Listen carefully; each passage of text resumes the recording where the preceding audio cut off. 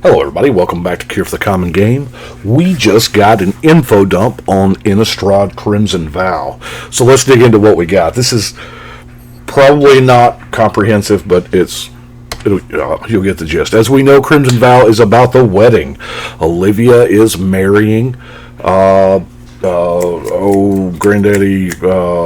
Edgar Markov. And the wedding ring here is made, this is a commander, obviously. And on the commander card, when Wedding Ring enters the battlefield, if it was cast, target opponent creates a copy that's a token of it. That's neat because, there's always two Wedding Rings. Whenever an opponent controls an artifact named Wedding Ring, draws a card during their turn, you also draw a card. And then also gaining life. That is neat. It's And of course, Olivia, the Crimson Bride. This is her set. She's getting married. It's supposed to be the wedding of the century, millennia, whatever. 6 mana, 3/4 flying haste. Ooh, she better do something good, right? Because it's a legendary creature. I have to build it. Whenever Olivia attacks, return target creature card from your graveyard to the battlefield tapped and attacking. It gains. When you don't control a legendary vampire, exile this creature. So you don't have to control this Olivia. You can do any of the other Olivias or any of the other legendary vampires. So I hope y'all got your vampire socialites. And then, of course, her estate. Foldarin Estate. Taps for colorless, tap, pay a life, 4 mana, any color vampire spells, and then 5 mana to create a blood token. And of course, it costs less for each vampire you control. And the blood token looks like this. It's a token, we knew there was going to be blood in an artifact set, right? It was just a matter of time. We have a few other cards. Overcharged Amalgam, Flash Flying Exploit. So it's not bad for a 4 mana 3/3. We have Anji, Maid of Dishonor. So it's not Maid of Honor. I haven't read this one yet. Oh, that's not a very good. This is both the regular and the showcase. That is the Fang treatment's what they're calling the showcase on these. Whenever Anji and or one or more of the vampires in the battlefield under your control, create a blood token. Triggers only once each turn. Sack another creature or blood. Each opponent loses 2, you gain 2. Of course, I will have to build this as well. Kind of neat. Then we have the Valaran Bloodcaster. Flip vampires. If you control 5 or more bloods, you transform it. Now, there is something called the Dracula series. Now, this is the particular card, Castle Dracula here. This is the buy a box, but there are other cards that will be box toppers that are reimagined in that world. I love the double-headed like this, so that it is still an actual Magic card. But I like this treatment. Castle Dracula looks outstanding. I mean, it does. Oh, we have members at the wedding. We have the original Girl on Fire, Chandra, and of course Kaya. They are coming back. Kaya, however. I don't think they're too keen on this. Anyway, we have 2 focuses, spirits and vampires, of course. We have 2 commander decks, one for each theme. And let's look a little closer here. We have Strefan. Okay. 3/2 flying vampire noble. At the beginning of your end step, create a blood token for each player who lost life this turn.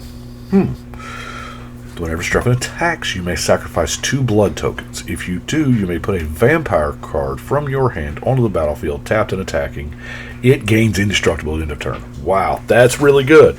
So, drinks a little blood, brings a buddy. It can't die this turn. Okay.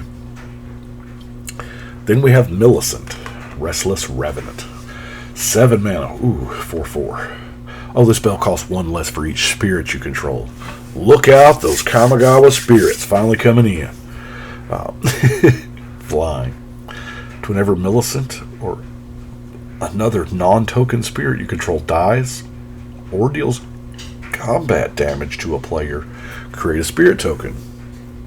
That's going to be a fun deck. I wonder how much of those... I wonder if, like, Yosei got put in that deck, or Kiga, or, you know, all of the really cool spirits from the Kamigawa block. I mean, there's other spirits. Heck, the last set had a really good spirit in it. We have a new mechanic called Cleave. It is highlighted here on Dig Up. Now, if you pay the 1 green mana, Dig Up says, search your library for a basic land, reveal it, put it in your hand, and shuffle. But if you pay the Cleave cost, you may cast this spell for its Cleave cost. If you do, remove the words in square brackets, which is kind of clunky looking. I mean, it's different. I'll grant you that. This is just another form of kicker. Everything is a form of kicker of some sort, but in that case, it reads, search your library for a card, put it in your hand, then shuffle. So, it is a 4-mana tutor for Golgari. I mean, this is a Golgari card. You've got to be, in Commander, you've got to be solidly in both colors in order to play this particular card. We have another legendary creature here, another spirit, Dorothea. Sure, Vengeful Victim. So for 2 mana, we get a 4/4 flying spirit. Okay, what's wrong with it? When it attacks or blocks, sacrifice it at end of combat. Okay, Disturb. You can cast this card from your graveyard, transformed for its Disturb cost, and then it becomes an aura that has, and a creature has, whenever this creature attacks, create a 4/4 white spirit token with flying that's tapped and attacking. Sack it into... Oh, so it's a spirit version of the Geist of St. Traft. I gotcha. Now, the double feature is going to happen after, that's going to happen like in January. And what these are there's a treatment here. They're all reprinted cards. Each pack is going to have some from Midnight Hunt, some from Crimson Vow. But you'll be able, it's a draft experience, whatever. They're all reprints, but they have special treatments so that you can, I don't know, have a reason to buy the set? Sure. That training, though, we will look at training here in a second. This is some more of the Dracula series. Sisters of the Undead. Count Dracula is Sorin the Mirthless, which has really good art on it, by the way. All of these do. And of course, the Dracula series is box toppers. These, we already covered Millicent. Now, Olivia, this is her Fang frame. This is the showcase. And so, it's not bad. I've seen art of just the dress, so there may be a wedding dress card too. Who knows? Now, the Savior of Allenbach. Here we will discuss training. It's a new mechanic. Kind of like Mentor. Whenever this creature attacks with another creature with greater power, put a 1/1 counter on this. So it always wants to swing with something bigger. Then, of course, you have triggers on Train. When it trains, exile up to one of the creature cards, you know. Kind of neat. Sigarda's Summons. Now, a 6-mana white enchantment. I have not read this yet. Creatures you control with 1/1 counters on them have base, power, and toughness 4/4, have flying, and are angels in addition to their types. Okay. I'll take it. It is very flavorful. Very flavorful. Especially in those decks where you don't want to pile up a bunch of counters on one creature. You want to put 1 counter on all your tokens, you know, all your little kitty cats or whatever, soldiers or whatever. And then, they become largish. The original Sorin here, this is, I say the original, this is the normal, regular printing. There are something crazy like, there's a whole bunch of different versions of this card, but let's read the original first, shall we? 4 mana, 4 loyalty, +1. Look at the top card of your library. You may reveal that card and put it in your hand. If you do, lose life equal to its mana value. That seems really good. -2. Create a 2/3 black vampire flying lifelink. It's almost a Nighthawk, isn't it? And then -7. 13 damage to a target, and you gain 13. It's flavorful. I like the rose petals blowing in the wind and how they're kind of blowing out of the frame there. That's really neat.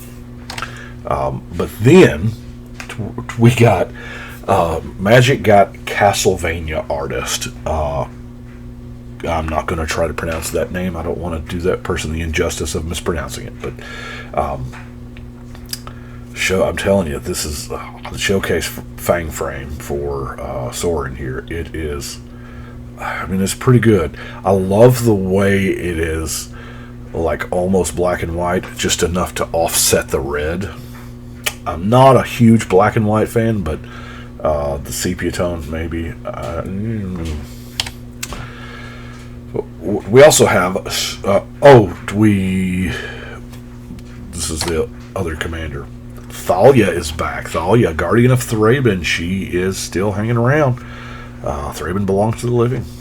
Yeah. I guess this puts her back in standard. Now, this one is, whoa. Abraham Van Helsing. Right? Yeah. This is also part of the Dracula series box topper. That's outstanding. Now, I'm wondering if they are going to drop a secret lair in the middle of this set being hot, a Twilight or something ish. I hope not, but who knows. And that is just a brief summary of what we have learned today. I do appreciate y'all watching. Y'all let me know. And we will catch y'all next time.